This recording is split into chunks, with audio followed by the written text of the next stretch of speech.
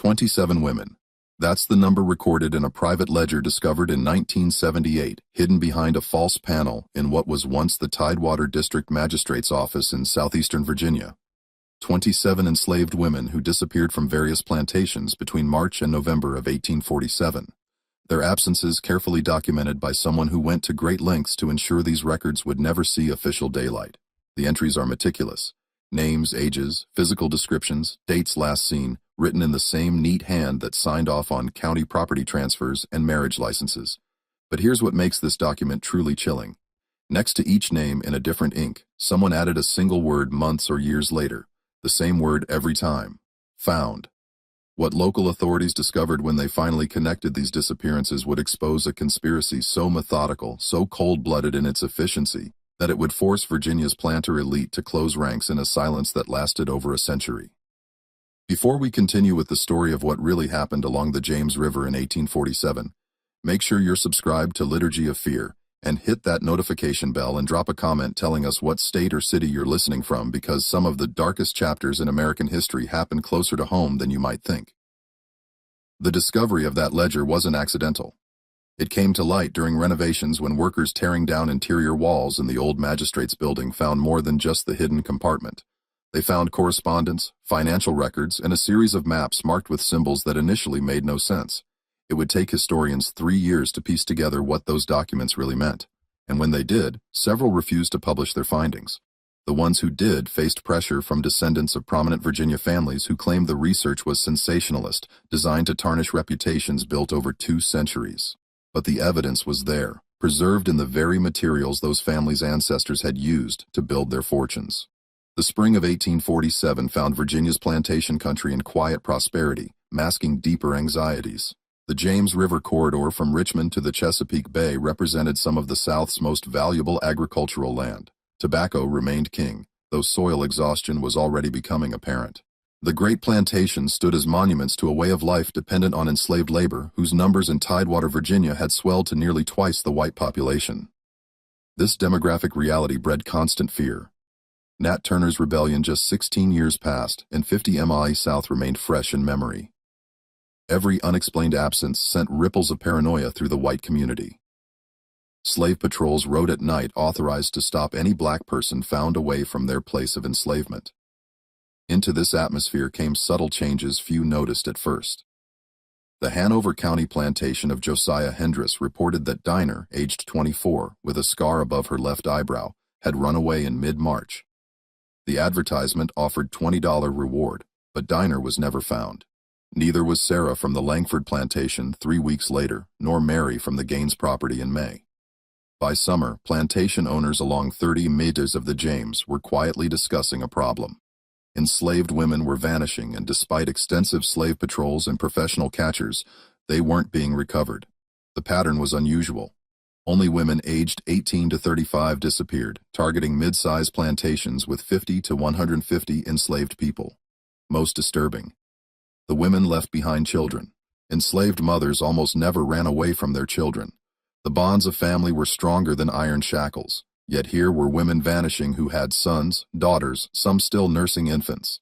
The spring rains that year were particularly heavy, swelling the James River and its tributaries, flooding low-lying fields, and making the back roads nearly impossible for weeks at a time. The mud, the isolation of properties separated by swaths of dense pine forest and swampland, the chaos of planting season. All these factors created conditions where absences might not be immediately noticed. A woman sent to work in a distant tobacco field might not be missed for days. By the time someone realized she was gone, any trail would be cold. At the Grantham plantation on a river bend, Overseer Marcus Haywood noticed something troubling. 3 women from different work gangs vanished within 2 weeks in July.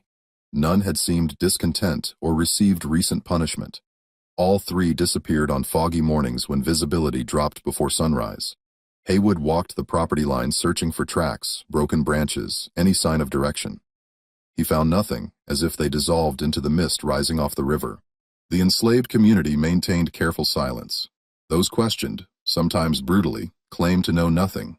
But among themselves, theories spread. An underground railroad conductor, slave traders stealing for the Deep South, or something darker from old stories about people who entered swamps and never returned. By August, a meeting was called at Hanover County Courthouse, limited to affected plantation owners and overseers. 23 men gathered and laid out the scope. 19 women had vanished since March. The financial loss was staggering. Each woman represented 800 V200 plus future labor. But more than money, the situation threatened the entire control structure. If people realized they could disappear without being caught, the psychological impact could be catastrophic. They discussed increasing patrols, larger rewards, professional slave catchers from Maryland and North Carolina. Most resisted involving state militia. It meant public admission, newspaper attention, potentially sparking panic or more escape attempts. Instead, they pulled resources, hiring men whose reputation for tracking runaways was established. The tracking party arrived in early September, led by Tobias Fletcher, a man in his 40s with pale, unblinking eyes who'd built his career returning fugitives from as far as Pennsylvania. He'd brought 4 associates, each experienced in hunting human beings. They set up in a tavern outside Richmond, studying maps, reviewing descriptions, interviewing anyone who might have information. Fletcher's method was systematic. People left traces, needed food and shelter. Someone always knew something. What Fletcher discovered in his first week of investigation would prove more unsettling than the disappearances themselves. Fletcher's breakthrough came from an unexpected source. A free black waterman named Elijah Dobbs, who operated a small ferry crossing about 15 mi downriver from Richmond. Dobbs was careful, as all free black people had to be in Virginia, maintaining good relationships with white customers while avoiding anything that might threaten his precarious legal status. But Fletcher had a reputation for paying for information, and Dobbs had something to sell. On a humid Tuesday evening, as the last light faded and insects swarmed in clouds above the river, Dobbs told Fletcher about the boats. He'd seen them 3 times over the past 6 months, always at night, always moving downriver with the current, always manned by 2 or 3 figures who knew how to handle watercraft with unusual skill. The boats were clinker-built, the kind used for river trade, nothing remarkable about them except that they passed in darkness without lights, which was both dangerous and suspicious. Boats traveling at night usually carried lanterns to avoid collisions and snags. These vessels moved dark and quiet, visible only when the moon was bright enough to catch the gleam of water on orb blades. The last time he'd seen one, perhaps 6 weeks ago, Dobbs had been checking his ferry lines near midnight when he heard the soft splash of oars. He'd stepped into the shadows and watched. The boat had passed within 30 feet of where he stood. He couldn't make out faces in the darkness, but he'd seen something that stuck with him. The silhouettes of multiple people sitting in the boat who never moved, never spoke, just sat perfectly still as the vessel slipped downstream. Something about their stillness had been wrong. Living people, even trying to be quiet, shifted and breathed and adjusted their positions. These figures might have been statues. Fletcher absorbed this information without visible reaction, paid Dobbs $5, and added a quiet warning. If the waterman mentioned this conversation to anyone else, Fletcher would ensure he regretted it. Free papers could be challenged, lost, declared forgeries. Dobbs understood perfectly. Over the next several days, Fletcher expanded his investigation along the river, talking to other watermen, fishermen, people who lived along the banks and might have seen unusual activity. Most claimed ignorance, but patterns emerged, scattered reports of boats moving at night. A ferryman near Shirley Plantation who'd noticed the water unexpectedly rough one morning, suggesting heavy traffic during the night. A fisherman who'd found fresh footprints on a sandbar where no one should have been walking. The more Fletcher learned, the more certain he became that the river itself was the key. The James River system was extensive with dozens of creeks and tributaries branching into the interior, many navigable by small boat. Someone using waterways could move people without leaving tracks on roads, could bypass the system of checkpoints and patrols that made overland escape so difficult. But this raised new questions. Where were they going? The river led eventually to the Chesapeake Bay and the Atlantic beyond. But you couldn't simply row enslaved women to freedom. Even reaching northern states required careful planning, safe houses, contacts. The Underground Railroad existed, but its routes generally ran overland, and it certainly didn't have the capacity to move nearly 20 women in a matter of months. Fletcher decided to stake out a promising location. A bend in the river where the current slowed and a natural channel led to a small inlet surrounded by thick forest. It was isolated enough to serve as a meeting point, yet accessible to anyone who knew the waterways.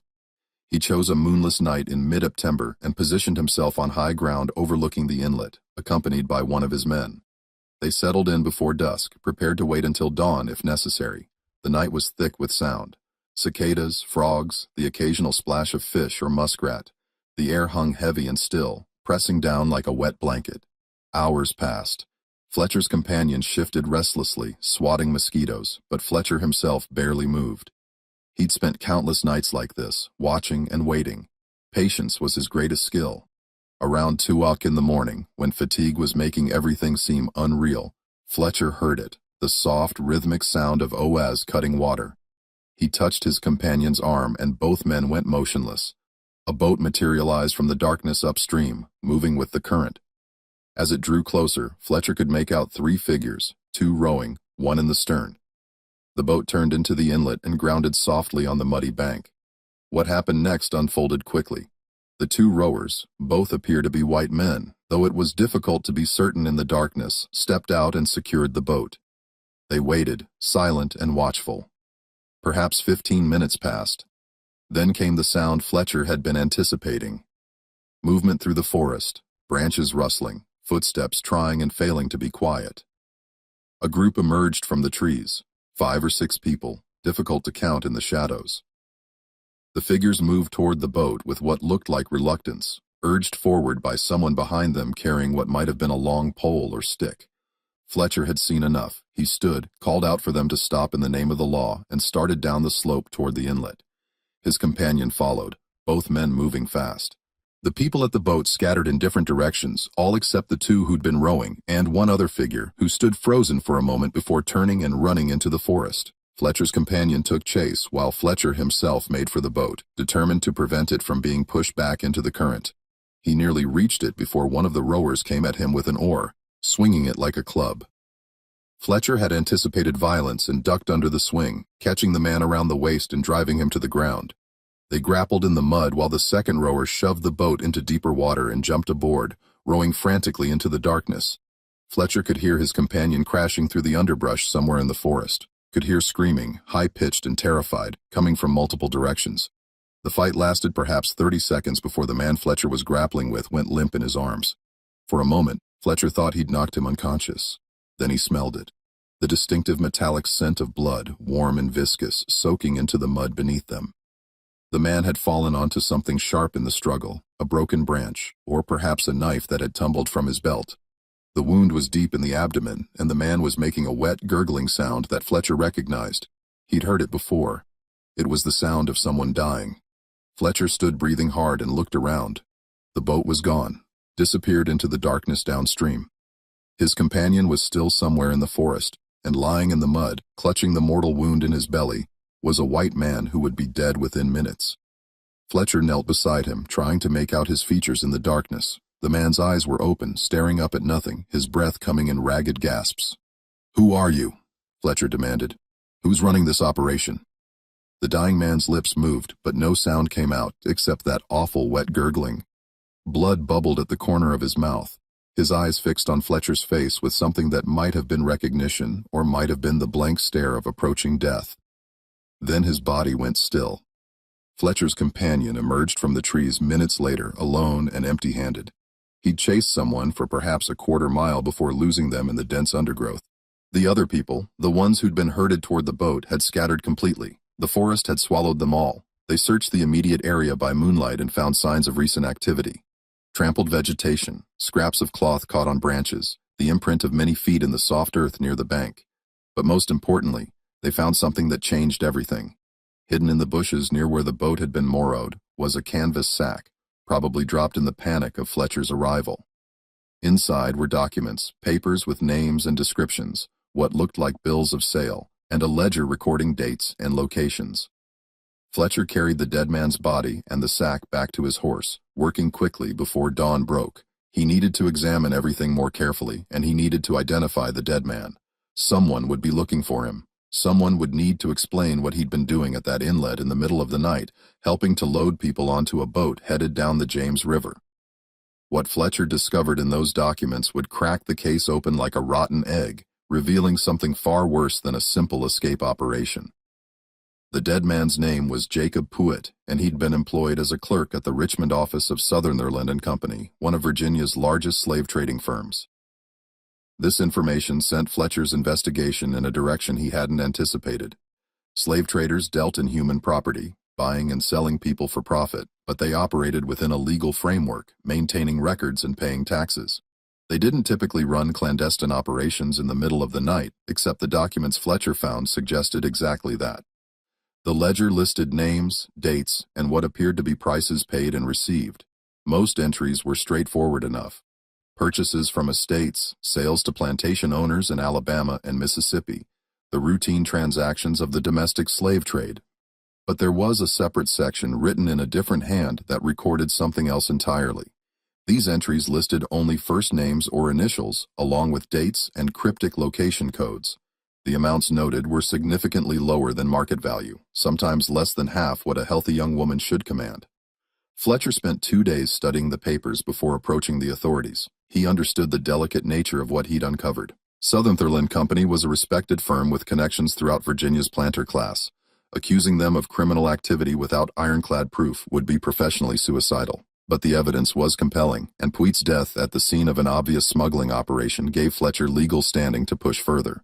The magistrate he finally approached was George Reynolds, a man in his 50s who'd served Hanover County for 2 decades and knew every prominent family in the region. Reynolds examined Fletcher's evidence with an expression that grew progressively darker. When he finally looked up, his first words were not what Fletcher expected. "How many people know about this?" Fletcher had brought no one else. Reynolds nodded slowly, as if this confirmed something he'd been thinking. Then he explained what Fletcher's investigation had stumbled into. The domestic slave trade was Virginia's dirty secret, though everyone knew it existed. The state's exhausted tobacco lands couldn't support the population of enslaved people that generations of natural increase had created. Meanwhile, the cotton boom in Alabama, Mississippi, Louisiana, and Texas created insatiable demand for labor. Virginia had become a breeding ground and export center, selling people south by the thousands every year. Families were separated, children torn from mothers, husbands from wives, all perfectly legal under Virginia law. The trade was brutal but profitable, and many prominent families supplemented their declining agricultural income through these sales. But even within this system, there were lines that weren't supposed to be crossed. Enslaved people sold south were supposed to be legally owned, properly documented, their sale recorded and taxed. What Fletcher had uncovered was something different, a network that was taking enslaved women without documentation, moving them downriver, and presumably selling them in markets where no one would ask questions about their origin. This wasn't just illegal, it was theft from other slaveholders, a violation of the property rights that formed the foundation of the entire system. Reynolds' concern wasn't humanitarian. He didn't care about the women being taken except as items of stolen property. What worried him was the threat to social stability. If plantation owners couldn't trust that their human property was secure, if there was an organized network stealing enslaved people for profit, it undermined everyone's investment. Worse, if this became public knowledge, it could create exactly the kind of scandal that abolitionists in the North loved to publicize, making Virginia look like a lawless territory where even slaveholders weren't safe from theft. The magistrate decided that Fletcher's investigation would continue, but quietly. No public announcements, no newspaper coverage beyond the routine runaway advertisements that had already appeared. Reynolds himself would contact certain plantation owners, those whose women had disappeared, and arrange for a private meeting.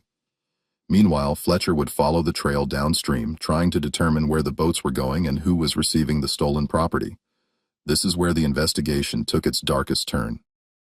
Fletcher traveled downriver following the James toward the Chesapeake, questioning dock workers and tavern keepers. The trail led to City Point, where the Appomattox joined the James. Here, information came easier. What Fletcher sought wasn't unusual. It was business as usual. 3 witnesses confirmed boats matching his description at City Point docks, arriving after dark, departing before dawn. Cargo had been transferred to larger vessels bound for southern ports. No one found this strange. Enslaved people moved through City Point constantly, shipped to Charleston, Savannah, Mobile, New Orleans. No one looked closely at documents or asked uncomfortable questions. Fletcher identified the Catherine Marie, a coastal trader making regular runs to Charleston. Its June manifest listed 32 enslaved people. Comparing with Puett's ledger, the correlations were obvious. At least 6 disappeared women had likely been on that ship under different names, described as legally owned property, though actually stolen. The scheme's beauty was its simplicity. Virginia's domestic trade moved thousands monthly. Documentation was often sloppy for distant sales. A woman from Hanover County could be given a false name described as property of a fictitious owner selling due to debt and shipped to Charleston where no one would connect her to a Richmond advertisement. She'd be sold at auction, money flowing to conspirators while the original owner absorbed the loss. But this raised the question that Fletcher couldn't answer. How were they taking the women in the first place? Enslaved people didn't just wander off plantations. They were watched, controlled, their movements restricted and supervised. Yet nearly 30 women had been removed without apparent struggle, without witnesses, without anyone seeing enough to sound an alarm until they were already gone. The more Fletcher learned about the distribution network, the less he understood about the initial abduction.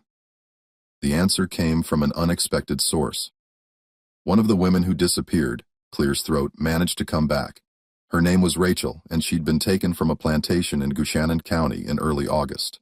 She reappeared in late September, walking into the county courthouse in a state of near collapse, barely able to speak, her feet bloodied and her clothing torn. What she told authorities once they got her water and somewhere to sit would explain everything and nothing, revealing a conspiracy that went deeper than anyone had imagined while raising questions that could never be fully answered. Rachel's story began on an August morning when she'd been working in the tobacco fields. An overseer, not the one assigned to her gang, someone she'd never seen before, had called her name and told her the plantation owner wanted to see her immediately. This was unusual, but not unprecedented. She'd followed the man toward the main house, wondering what she'd done wrong, already preparing herself for punishment. But instead of taking her to the main house, the overseer had led her to a wagon, waiting on a side road where 2 other women from neighboring plantations were already sitting, looking confused and frightened. Before Rachel could run or scream, she'd been grabbed. A cloth soaked in something sweet-smelling had been pressed over her face, and darkness had swallowed her. She'd woken hours later in the hold of a boat, her wrists bound, her head pounding, unable to see anything in the complete blackness below deck. She could hear other women breathing around her, could hear the creak of wood and the splash of water against the hull. The boat had been moving downriver. What followed existed in fragments, darkness, being moved between locations, examined by men speaking about her as livestock, held in a warehouse near water, where she heard ships and smelled salt air, then chaos, shouting, something breaking, running. In the confusion, Rachel slipped away and hid. Her journey back took 2 weeks traveling at night, stealing food, drinking from streams, following the North Star and river. She had no clear memory of captors' faces, no names, only that some were white and at least one was black, possibly enslaved and forced to participate. The drug left her memories hazy. Rachel's return confirmed Fletcher's theory. An organized network had been systematically kidnapping women, drugging them, moving them downriver, holding them near City Point before shipping them south. The operation required insider knowledge of which plantations to target when overseers would be distracted. It required resources, boats, holding facilities, southern market contacts, and it required ruthlessness, a willingness to kidnap and sell human beings with no regard for violence or property law. Fletcher had identified the distribution method. He had Jacob Puig's ledger connecting Southerntherland and Company to the illegal sales. He had Rachel's testimony about the kidnapping process. What he didn't have was the identity of the person running the operation, the individual who'd planned everything and profited most from it. That would require one more piece of evidence, one more break in the case that would come from the last place anyone expected. The meeting at Eagle Tavern in Richmond gathered 14 plantation owners, Fletcher, 2 sheriffs, and Thomas Waverly, a young attorney from the governor's office. Reynolds presented Fletcher's findings. Nighttime boats, Puig's death and ledger, Southerntherland and Company's connection. Rachel's testimony about being drugged and held captive. The mood shifted from anger to something darker as the conspiracy's scope became clear. These weren't runaway slaves. This was theft by other members of their own class, people they did business with, attended church with, shared social obligations with. Discussion grew heated. Some wanted immediate raids on Southerntherland and Company public prosecution. But Reynolds and others urged caution. James Southerntherland sat on 3 bank boards, had served in the legislature, Accusing him without absolute proof would trigger years of legal battles, destroying reputations. Thomas Waverley added another concern: publicity. Abolitionists would seize this as proof of systemic corruption, argue for federal intervention. Better to handle it quietly, prosecute without fanfare, avoid giving ammunition to slavery's enemies. Fletcher listened to all this with growing frustration. He was being paid to solve a mystery, and he'd solved it. The criminals were identifiable. The evidence was solid. That should be the end of the matter. But as he listened to these wealthy men debate strategy and public relations, he began to understand that the truth was more complicated than he'd realized. Discussion focused on a crucial question. The women sold south. Rachel had escaped, but she was the only one. The others, 26 women, were scattered across plantations from Carolina to Louisiana, living under false names, unable to prove their true identity. Recovering them would be nearly impossible, requiring multi-state cooperation and proof of ownership established months after the fact. Harrison Wickham, who'd lost 2 women, made a stunning proposal. Let it go. Accept the financial loss. Shut down the network, but don't pursue prosecution that would expose everything publicly. The women were gone, already sold. Bringing them back would require admitting Virginia's system of patrols and documentation was weak enough that a gang had stolen 30 people over months. Better to handle it privately, ensure it didn't happen again, and move on. Several agreed. Waverley objected. If unpunished, other networks would form. Law meant nothing unenforced, especially when criminals came from the same class as victims.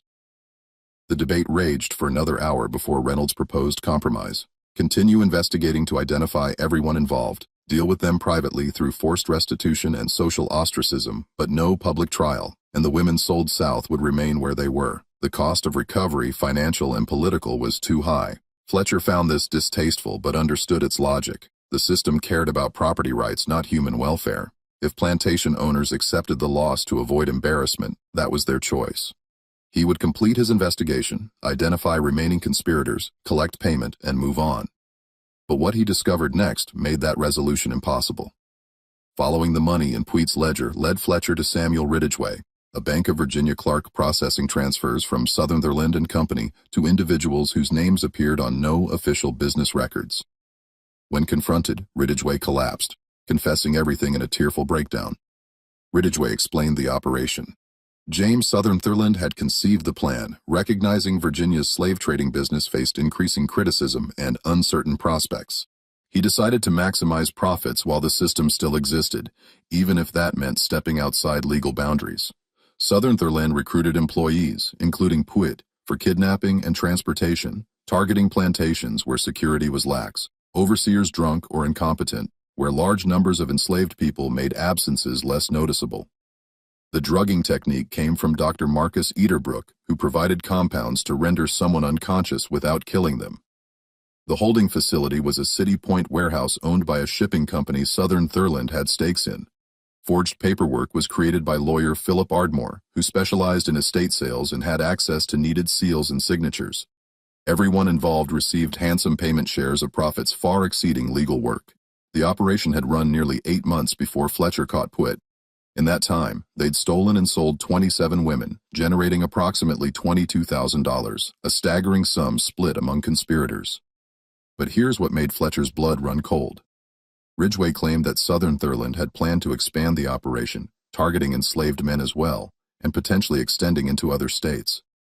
The success of the initial phase had convinced him that the risk was manageable, that authorities were too incompetent or too concerned with avoiding scandal to seriously investigate. He'd been proven partially right. The investigation had taken months to make progress, and even now the plantation owners were more concerned with avoiding publicity than pursuing justice. Fletcher took Ridgway's confession directly to Magistrate Reynolds, expecting that this new evidence would force action. Surely, with a complete confession, naming all the conspirators, prosecution would be unavoidable. But Reynolds's reaction was not what Fletcher anticipated. The magistrate read the confession slowly, his face betraying nothing. When he finished, he set the papers down and looked at Fletcher with something that might have been pity. "You've done excellent work," Reynolds said, "truly exceptional. But I'm afraid the matter is now out of our hands." What Reynolds explained next revealed a layer of corruption that Fletcher hadn't even suspected. James Sutherland had connections that extended far beyond business relationships. His brother-in-law sat on the Virginia Supreme Court. His first cousin was a ranking member of the state legislature. His business partners included two of the men who'd attended the meeting at the Eagle Tavern, plantation owners who'd publicly expressed outrage while privately sharing in the profits of the kidnapping operation. The investigation had uncovered a conspiracy that implicated some of the most powerful people in Virginia. Prosecuting them publicly would require confronting families that had controlled the state's economy and politics for generations. It would mean exposing a network of corruption that went far beyond one slave trading company, revealing how thoroughly the pursuit of profit had corrupted institutions that were supposed to uphold law and order. The political fallout would be enormous. Reynolds informed Fletcher that his services were no longer required. The investigation was being closed. Fletcher would receive payment for his work, plus a generous bonus for his discretion, but any records he'd collected should be turned over to the magistrate's office immediately. The confession Samuel Ridgway had provided would disappear into a locked cabinet, along with Jacob Puig's ledger and all other evidence Fletcher had gathered. Fletcher protested, argued, threatened to go public himself with what he'd learned.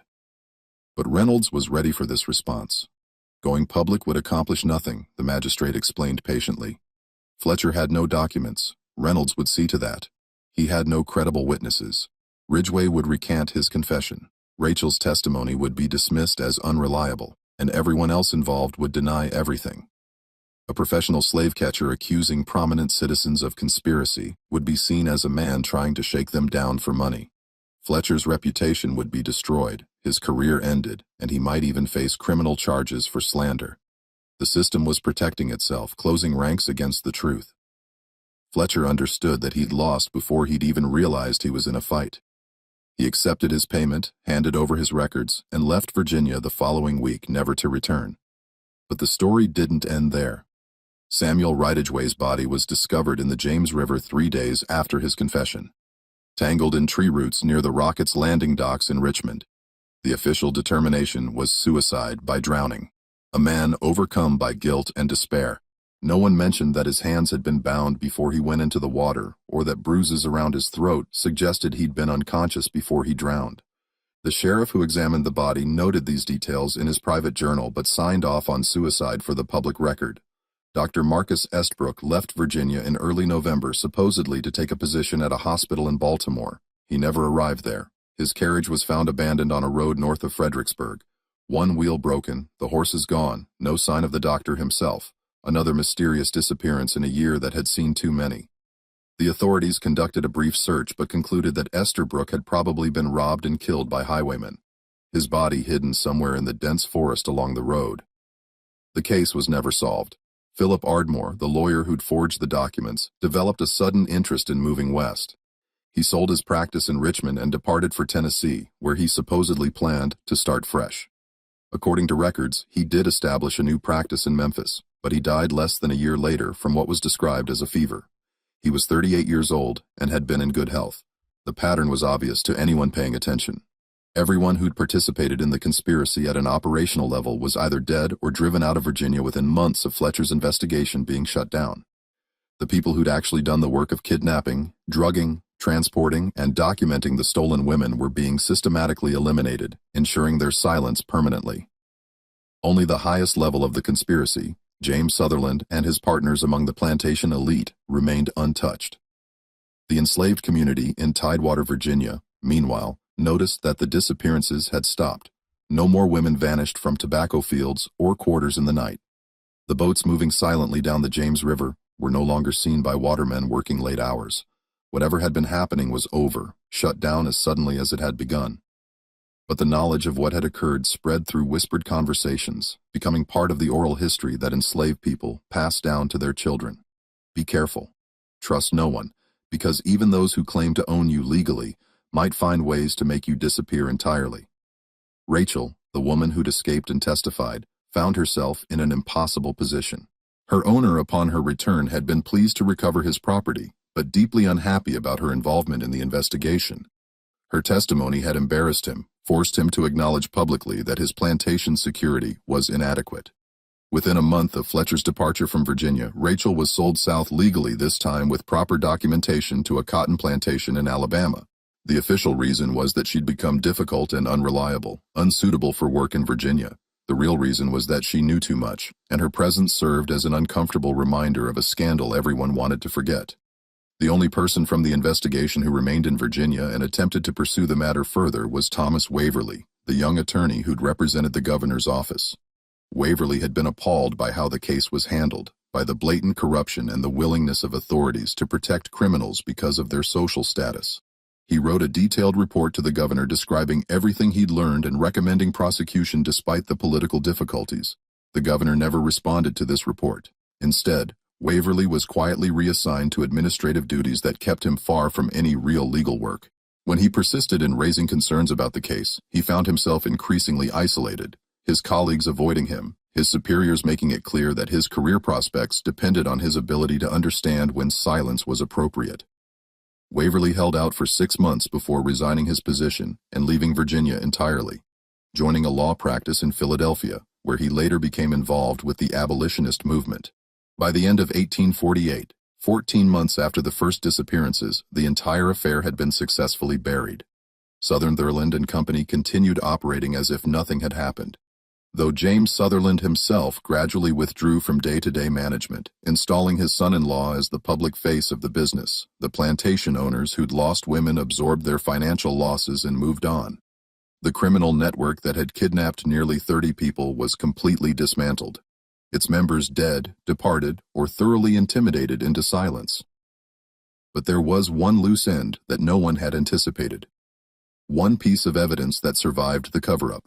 In early December 1848, a package arrived at the office of the Richmond Enquirer, the city's leading newspaper. Inside was a letter and a copy of documents, not the originals that Fletcher had been forced to surrender, but copies he'd apparently made before turning over his evidence. The letter explained in clear, detailed prose exactly what had happened: the systematic kidnapping of enslaved women, the conspiracy involving prominent citizens, the investigation that had been shut down to avoid scandal, the subsequent deaths and disappearances of witnesses. The letter was signed, "A Friend to Justice." But the newspaper's editor, John Pleasance, recognized the handwriting. It belonged to Thomas Waverly, though Waverly had been careful not to include anything that could prove he'd sent it. Attached to the letter were copies of Puig's ledger, Ridgway's confession, and a list of the 27 women who'd been stolen and sold south, including the names of their original owners and the approximate dates they disappeared. Pleasance faced a difficult decision. Publishing this material would create exactly the kind of scandal that Virginia's elite had worked so hard to prevent. It would expose corruption at the highest levels of society, embarrass powerful families, and likely provoke retaliation against the newspaper and Pleasance himself. But it was also an extraordinary story, the kind of investigative revelation that newspapers existed to bring to light. And Pleasance, despite his own background as a slaveholder, had growing doubts about the institution he was part of. He sat on the material for 3 days, reading and rereading the documents, consulting with his editorial staff, trying to decide what the right course of action was. Finally, he made his choice. He would publish an edited version of the story, focusing on the kidnapping conspiracy itself, while leaving out specific names of the most prominent citizens involved. This way, the truth would enter the public record without causing complete political chaos. The story ran in the Richmond Enquirer on December 12, 1848, under the headline, "Organized Theft of Slave Property Exposed in Tidewater Counties." It described in general terms how a criminal network had systematically stolen enslaved women and sold them south, how the conspiracy had involved people within the slave trading industry, and how authorities had failed to properly prosecute the crimes. It named Jacob Puig, already dead and unable to sue for defamation, and mentioned Sutherland and Company in connection with Puig's employment, though it stopped short of accusing James Sutherland directly. The reaction was immediate and intense. Other Virginia newspapers picked up the story, some running their own investigations, others dismissing it as sensationalist nonsense. Northern abolitionist papers seized on the article as proof that the slave system was inherently corrupt, using it as ammunition in the ongoing political debates about slavery's expansion into Western territories. Pro-slavery advocates in Virginia denounced the coverage as exaggerated and harmful to the state's reputation. James Sutherland himself published a statement denying any wrongdoing, claiming that Puig had been a rogue employee acting without authorization and threatening legal action against anyone who suggested otherwise. Several of the plantation owners who'd lost women wrote letters to the editor confirming that disappearances had occurred, but expressing confidence that they were due to escapes rather than kidnapping. Magistrate Reynolds issued a brief statement saying that his office had investigated the matter thoroughly and found no evidence of conspiracy beyond one reckless criminal who'd since died. But the damage was done. The story was out in the world, impossible to completely suppress. The facts might be disputed, details might remain hidden, but the basic truth had entered public consciousness. Something terrible had happened along the James River. In 1847, enslaved women had vanished, and the authorities had failed to protect even the property rights they claimed to hold sacred. John Pleasance paid a price for publishing the story. 3 weeks after it appeared, he was challenged to a duel by the son of one of the men implicated in Waverley's documents. The duel was ostensibly about an unrelated editorial, but everyone understood the real reason. Pleasance accepted the challenge as honor demanded and was killed by a pistol shot to the chest on a cold morning in January 1849. He was 40 years old. The killing of a newspaper editor for publishing an inconvenient truth shocked even Virginia's duel-accustomed society. There were calls for prosecution, but dueling occupied a strange legal space, officially illegal, but socially tolerated among gentlemen. The man who'd killed Pleasance faced no serious consequences. The message was clear. Some truths were dangerous to speak, and those who spoke them did so at their own risk. Yet, despite all the efforts at suppression, despite the deaths and the cover-ups and the threats, the story survived. It passed into Virginia's historical record as a strange incident from the antebellum period. Details murky and disputed, but the basic outline preserved. And slowly, very slowly, pieces of additional evidence emerged over the years that confirmed what Waverley and Fletcher had uncovered. The full truth of what happened in 1847 wouldn't come to light until more than a century later, when the documents discovered during the 1978 renovation were authenticated and cross-referenced with other historical records that had survived in various archives. What those documents revealed was even darker than anyone in 1848 had imagined. James Sutherland had indeed conceived and run the kidnapping operation, but he hadn't acted alone or even been the primary beneficiary. The conspiracy included at least 7 prominent plantation owners, men who'd sat in the Eagle Tavern, expressing outrage while knowing full well what had happened to the missing women. These men had been equal partners in the scheme, providing information about which plantations to target, helping to arrange the kidnappings and sharing in the profits when the women were sold south. The reason for their involvement was cold economic calculation. Virginia's slave economy was in decline. Everyone could see it, but few were willing to admit it publicly. These men had watched their wealth slowly eroding as tobacco exhausted their soil, and younger sons of established families moved west to seek better opportunities. The kidnapping operation offered a way to extract additional profit from the enslaved people they controlled, converting them into cash that could be invested in more promising ventures like railroads and manufacturing. But the financial records that survived revealed something even more disturbing about the operation's scope. The 27 women documented in the magistrate's ledger weren't the only victims. They were just the ones whose disappearances had been officially noticed and recorded. Cross-referencing plantation records, sale documents from southern markets, and testimony that had been collected but suppressed suggested that the operation might have taken as many as 40 or 50 women over a longer period than anyone had realized. Some of the disappearances went back to late 1846, predating the March 1847 start of the pattern that Fletcher had investigated. The women had been specifically targeted for their youth and perceived fertility, traits that commanded premium prices in the Deep South's expanding cotton economy. They'd been torn from their families, drugged, and transported like cargo, sold under false names to buyers who'd been told nothing about their true origin. Some of those women likely lived out their entire lives, never knowing which Virginia county they'd originally been stolen from, unable to get word back to the children and husbands and parents they'd been forced to leave behind. The holding facility at City Point had been more than just a warehouse. Documents described it as a compound with separate rooms where captives could be kept isolated, a space where they could be prepared for sale, which likely meant being forced to learn false histories, threatened into silence about their kidnapping, possibly subjected to violence to make them compliant. The facility operated for at least 10 months before being shut down in the wake of Fletcher's investigation. After that, it was cleaned out and converted to storing legitimate cargo. Any evidence of its previous use carefully destroyed. Dr. Esterbrook's role in developing the drugging technique turned out to be even more sinister than originally understood. He'd been experimenting with compounds based on opium and other substances, trying to find mixtures that would render people unconscious without killing them. that would leave them confused and disoriented to prevent effective resistance. Several of the women who'd been kidnapped, based on testimony collected decades later from former enslaved people who'd known them, reportedly suffered lasting effects from the drugs, including memory problems and physical ailments that persisted for years. The deaths of the conspirators who'd been at the operational level, Ridgway, Esbrook, possibly others whose fates were never officially recorded, hadn't been coincidental. The plantation owners who'd partnered with Southernthurland had systematically eliminated anyone who could testify against them, ensuring that if the conspiracy was ever investigated, all the blame would fall on dead men who couldn't defend themselves. Puig's death at the inlet had been accidental, but it showed the conspirators how vulnerable they were to testimony from subordinates. They'd responded by removing that vulnerability entirely. Thomas Waverley's attempt to expose the conspiracy through the Richmond Enquirer and John Pleasance's death after publishing the story represented the system protecting itself in the most brutal way possible.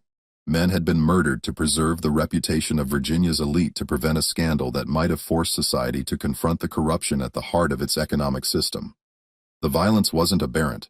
It was fundamental to how power maintained itself. But here's what the 1978 discovery also revealed. One of the women who'd been kidnapped had found a way to bear witness.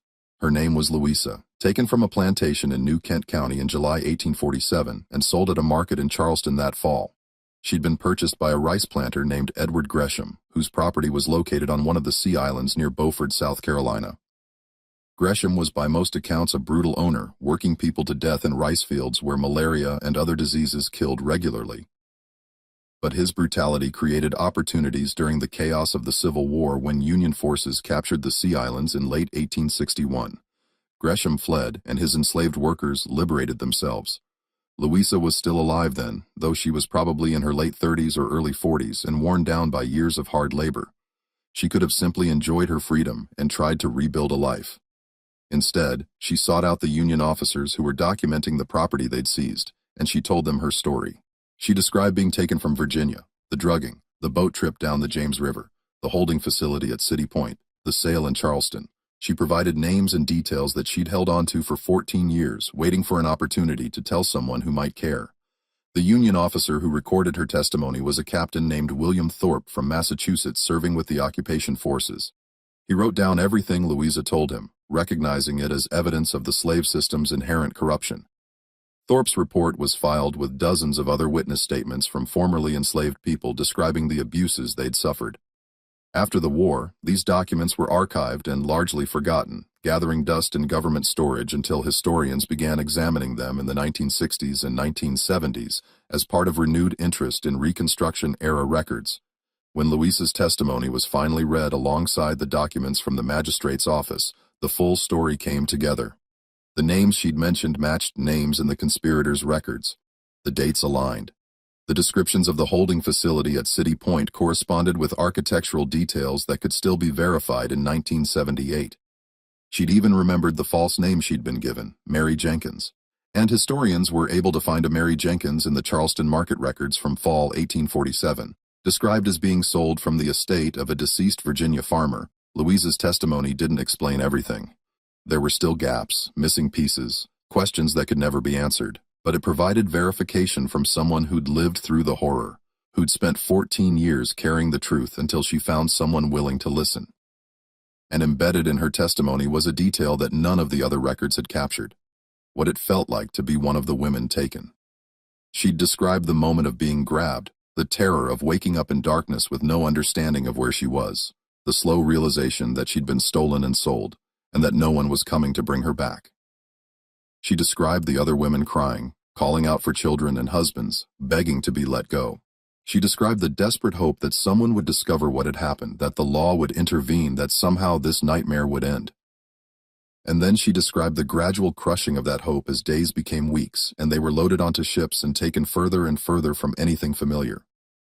That was the truth of what happened along the James River in 1847, not just a criminal conspiracy or a property theft, but a sustained act of terror inflicted on women who had no power to resist, no voice to protest, no protection from a system that viewed them as assets rather than human beings.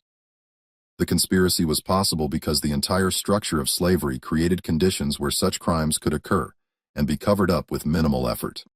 The real crime wasn't just what Sutherland and his partners did. It was the system that made their actions feasible and that prioritized protecting powerful men over seeking justice for the powerless. The documents discovered in 1978 created a brief scholarly controversy. Historians debated how widely the findings should be published, whether it was appropriate to name the descendants of the men who'd been implicated, how much weight to give testimony collected more than a century after the events it described. Some argued that the historical record should be as complete and honest as possible, that understanding past crimes was necessary to prevent their repetition. Others worried about unfairly tarnishing family reputations based on the actions of ancestors who'd lived in a different moral context. In the end, the academic papers that were published tended to focus on the operational details of the kidnapping conspiracy while being circumspect about naming names.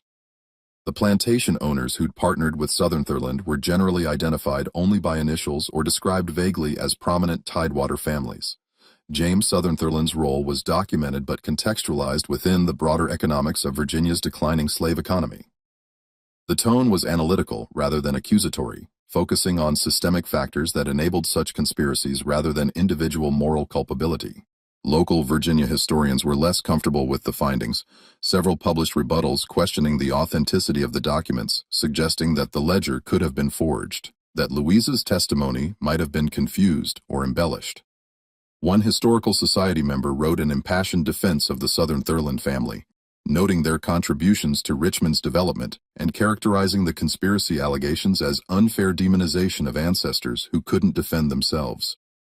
But for people who'd grown up hearing whispered stories from grandparents and great-grandparents, people whose families had been enslaved in Tidewater, Virginia during the antebellum period, the 1978 discovery wasn't shocking. It was confirming the oral traditions passed down through generations had preserved knowledge of women who disappeared, of boats moving on the river at night, of the terror that had pervaded enslaved communities during that year when anyone could vanish without warning.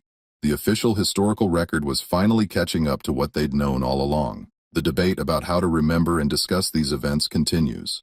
The 27 or more women who were kidnapped and sold south mostly remain names in a ledger, people whose individual stories and voices were lost when they were stolen from their communities. Louisa's testimony provides a glimpse of what they experienced, but she was just one person, and her memory recorded 14 years after the fact, under the traumatic circumstances of a war zone, can only tell us so much. What we know for certain is that a conspiracy existed, that it operated for at least a year and possibly longer, that it involved some of the most respected citizens in Virginia, and that it was covered up through a combination of violence, intimidation, and the systemic corruption of legal institutions. We know that women were terrorized, families were destroyed, and the men responsible faced no meaningful consequences. We know that when the truth tried to emerge, people died to suppress it. The holding facility at City Point was demolished in the 1890s to make room for expanded railroad operations. The Sutherland and Company offices in Richmond were destroyed by fire during the Civil War's final days when retreating Confederate forces burned much of the city's downtown. The plantations where the women were taken from have mostly been broken up or converted to other uses. Their histories sanitized into stories of architectural significance and agricultural innovation that carefully avoid discussing the human beings who were enslaved there. But the James River still flows, carrying water from the Virginia mountains down to the Chesapeake Bay, past cities and towns that have grown and changed. While the river itself remains largely unchanged, people still boat on it, fish in it, build their homes along its banks. And if you know the history, if you understand what happened along these waters in 1847, you can't look at the river the same way. You see it as it was, a highway for human trafficking, a path that carried women into slavery, water that witnessed suffering and has kept secrets for more than a century and a half. The magistrate's ledger with its careful entries, and that one repeated word found, sits in an archive now available to researchers who request access. But what found really meant, what happened to those women after they were found and sold south, remains largely unknown. Some likely survived long enough to see emancipation in 1865, though by then they would have been in their 40s or 50s, worn down by decades of forced labor. Others probably died young, killed by disease or childbirth or the brutal conditions of cotton and rice cultivation. A few might have escaped again during the chaos of the Civil War, making their way north to freedom.